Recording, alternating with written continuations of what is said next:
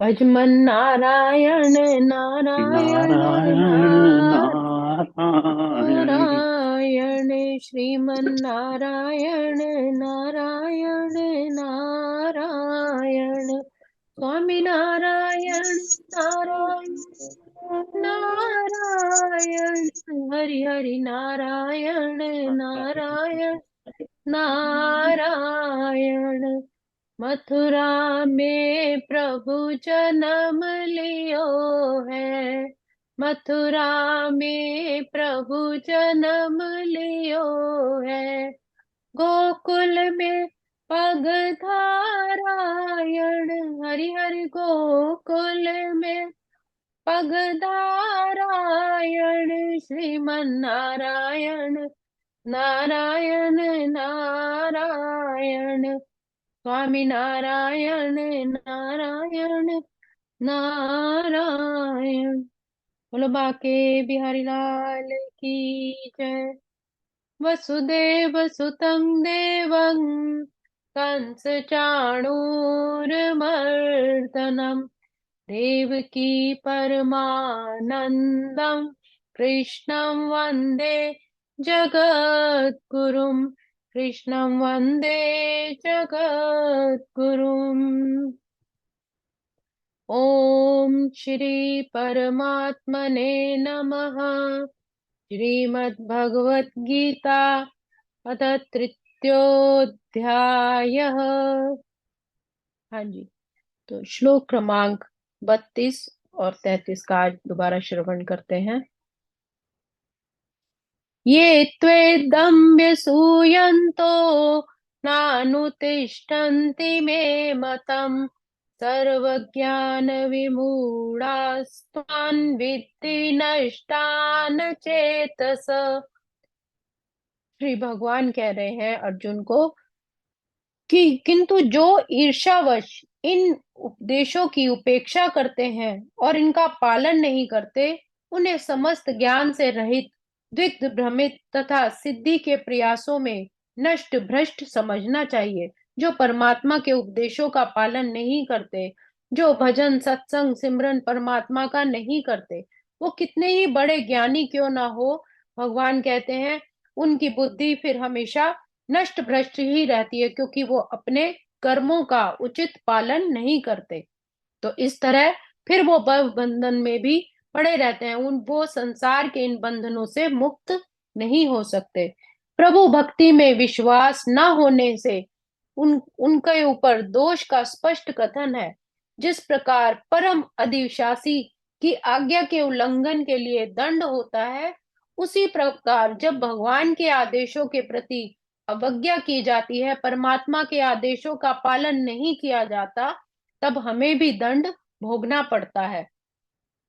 अवज्ञाकारी व्यक्ति चाहे कितना ही बड़ा क्यों ना हो, कितना ही बड़ा विद्वान पंडित क्यों ना हो, वह शून्य हृदय होने से आत्मा के प्रति तथा पर ब्रह्म परमात्मा श्री भगवान के प्रति अनभिज्ञ ही रहता है। जब तक उसे किसी परम गुरु का सहारा ना मिले, उनका आदेश ना मिले, तब तक वह अनभिज्ञ ही उस परम तत्व के ज्ञान से अनभिज्ञ रहता है। इसलिए ऐसे व्यक्ति से जीवन की सार्थकता की आशा नहीं कही जा सकती, क्योंकि ऐसे व्यक्ति को भगवान कहते हैं कि पता ही नहीं कि जीवन कितना अमूल्य है और इसका सही सार्थकता क्या है, इसका अर्थ क्या है, परमात्मा ने क्यों हमें इस धरती पर भेजा है, हमारा उस परमात्मा से पार ब्रह्म से क्या संबंध है, वह हमेशा इससे अनभिज्ञ ही रहता है। कहने का भाव है कि श्री भगवान कहते हैं कि जो मनुष्य बिना तर्क वितर्क के श्रद्धा और विश्वास के साथ उपदेशों का अनुसरण करते हैं, वे कर्म बंधन से मुक्त हो जाते हैं। और जो लोग तर्क ढूंढते रहते हैं, घमंड में रहते हैं, अनुसरण नहीं करते, तो उनका चित्त भी चंचल रहता है। रजोगुण की अधिकता के कारण जीवन भर वो यहाँ वहां दौड़ते ही रहते हैं और उनका सारा का सारा ज्ञान अज्ञानता से ढका ही रहता है। वो अपने झूठे ज्ञान में ही रहते हैं और जो कार्य करते हैं अपनी अज्ञानता के कारण उसका श्रेय भी स्वयं लेते हैं। वो समझते हैं कि जो भी हम कर रहे हैं बहुत अच्छा कर रहे हैं, उचित कर रहे हैं, क्योंकि उनमें ज्ञान का अभाव होता है। अज्ञानता के कारण ही मनुष्य ऐसा काम करते हैं। इसलिए भगवान कहते हैं ऐसे मनुष्यों से हमें दूर रहना चाहिए और परम गुरु की शरण में ही जाना चाहिए। अगला श्लोक। सदृशं चेष्टते सर्वस्याः प्रकृतिर्ज्ञानवानपि प्रकृतिं यान्ति भूतानि निग्रहन् किं करिष्यति। भगवान कह रहे हैं ज्ञानी पुरुष भी अपनी प्रकृति के अनुसार काम करता है, क्योंकि सभी प्राणी तीनों गुणों से प्राप्त अपनी प्रकृति का ही अनुसरण करते हैं। भला दमन से क्या हो सकता है? जैसे हमने पिछले श्लोकों में भी पढ़ा था, हमने श्रवण किया था कि 3 प्रकार की प्रकृतियां भगवान ने बताई हैं, सतोगुण, रजोगुण और तमोगुण।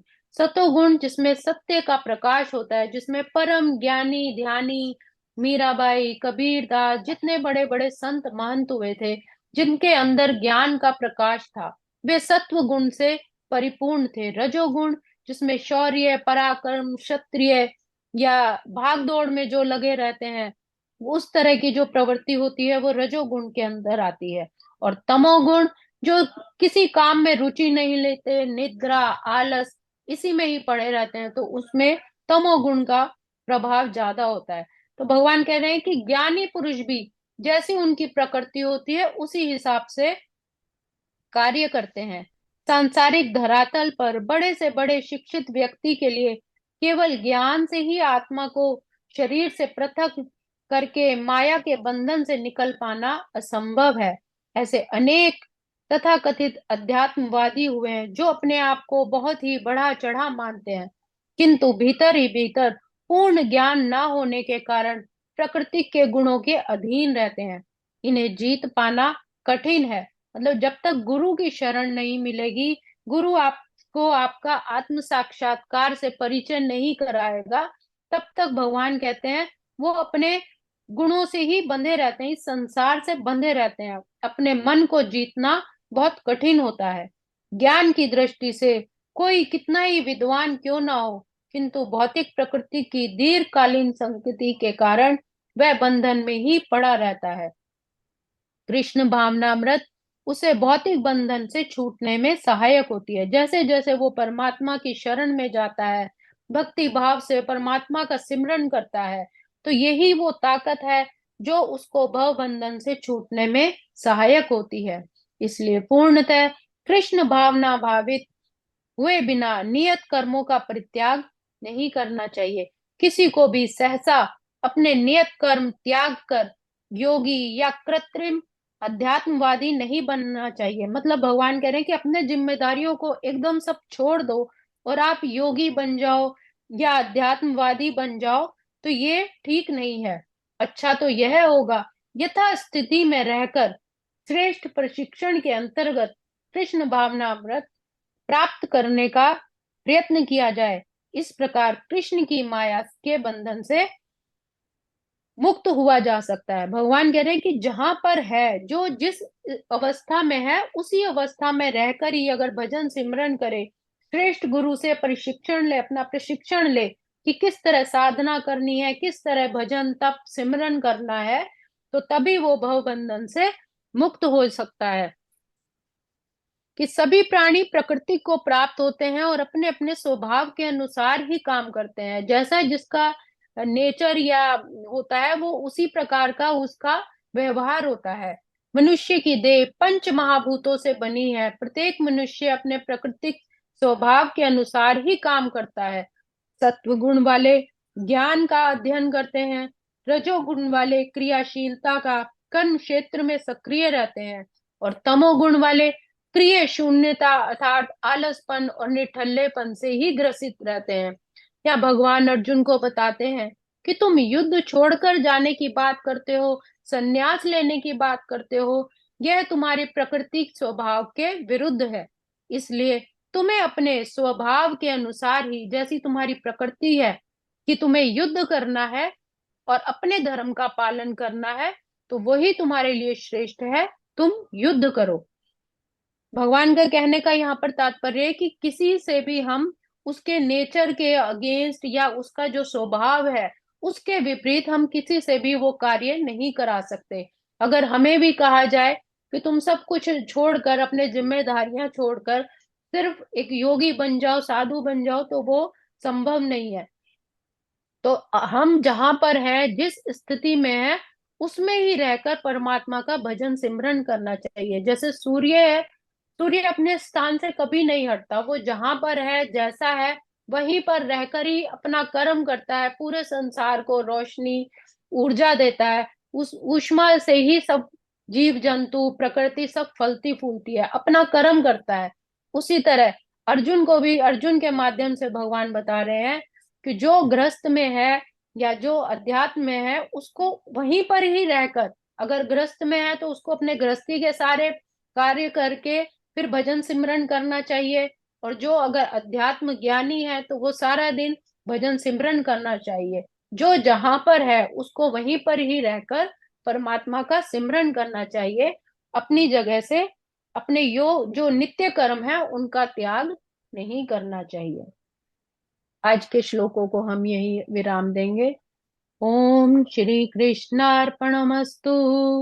हरे नमः, हरे नमः, हरे नमः। प्रभु आपकी कृपा से सब काम हो रहा है। प्रभु आपकी कृपा से सब काम हो रहा है। करते हो आप प्रभु जी, मेरा नाम हो रहा है। प्रभु आपकी कृपा से सब काम हो रहा है। मेरे पास गुरु जी कोई चीज कम नहीं है, तेरे सिवा ओ दाता भाता भी कुछ नहीं है। मेरा तुम्हारा नाता निष्काम हो रहा है। मेरा तुम्हारा नाता निष्काम हो रहा है।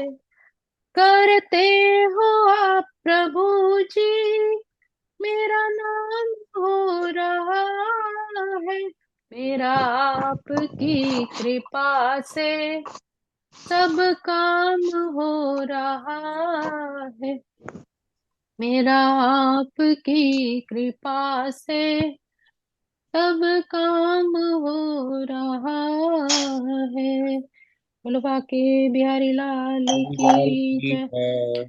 बापू भानुदत्त जी महाराज आपकी सदा आपकी ही सदा जय, की सदा जय। ही जय।